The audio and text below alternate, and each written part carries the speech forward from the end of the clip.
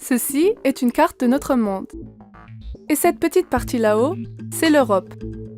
Un petit continent avec beaucoup de petits et de grands pays.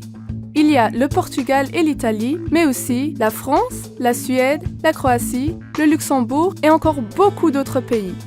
Ces pays sont liés par quelque chose de très spécial. Ils ne sont pas seulement sur le continent européen, mais ils sont également tous dans l'UE, donc dans l'Union européenne. Européenne? D'accord. Mais Union? Est-ce que c'est une usine? Ou un sous-marin? Non, Union est simplement un autre mot pour club, comme par exemple un club de sport. Et beaucoup de pays en Europe sont dans ce club qui s'appelle UE. Tu verras maintenant pourquoi ce club existe. Il y a beaucoup d'années, longtemps avant que vous ou vos parents soient nés, les pays de l'Europe se sont beaucoup attaqués.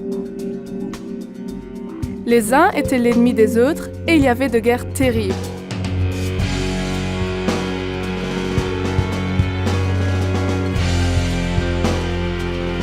Les gens en Europe souffraient beaucoup et ils étaient affamés. Il y a eu de nombreux blessés et beaucoup de morts.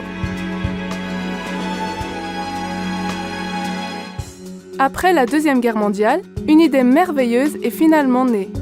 Quelques pays ont décidé de ne plus travailler les uns contre les autres, mais de travailler ensemble. Comme dans un club, et pour ce club, ils ont construit un bâtiment à partir des ruines. C'est dans ce bâtiment qu'ils se réunissent régulièrement. Depuis, travailler ensemble dans ce club signifie veiller à ce qu'il n'y ait plus de guerre, que les gens dans l'UE aillent bien et que tout le monde soit heureux. Pour cela, ils travaillent sur des tâches communes. Une de ces tâches est de voir comment ils veulent dépenser leur argent. Les pays ont une tirelire commune où chacun met de l'argent. Ainsi, beaucoup d'argent peut être mis de côté et ensemble, ils décident ce qu'ils vont en faire.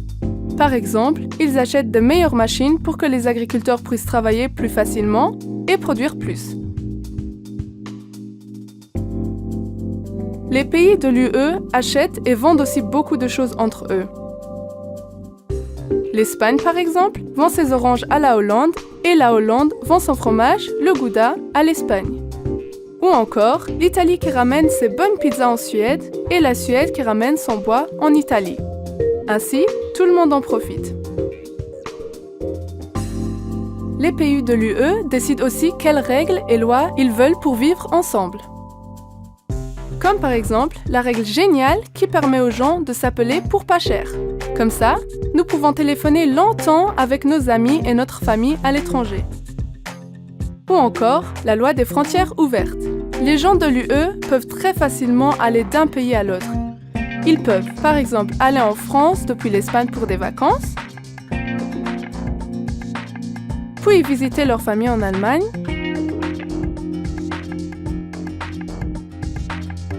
puis aller travailler au bureau en Irlande, et finalement rentrer chez eux en Italie.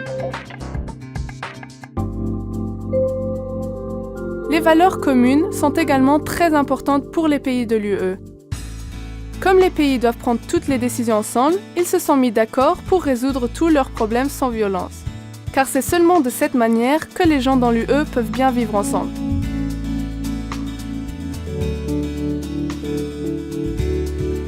Malheureusement, tout n'est pas encore aussi parfait que le voudraient les gens. Il y a beaucoup de disputes et beaucoup de gens dans l'UE ne vont toujours pas bien.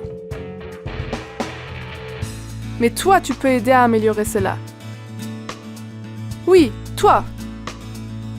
L'UE soutient beaucoup les droits de l'enfant qui permettent aussi ton engagement. Tu pourrais par exemple aller voir la mairesse avec tes amis pour lui faire part de tes idées pour améliorer votre ville. Cela lui ferait très certainement plaisir. Tu pourrais aussi collecter de l'argent pour une bonne cause, comme par exemple ici pour un refuge pour animaux. Si la nature te tient à cœur, tu pourrais planter des fleurs pour que les animaux aient quelque chose à manger et que ta ville devienne plus jolie. Tu vois donc que toi, en tant qu'enfant, tu peux faire bouger les choses. L'UE te soutient dans tout ça avec les droits de l'enfant. Alors vas-y, pourquoi voudrais-tu t'engager?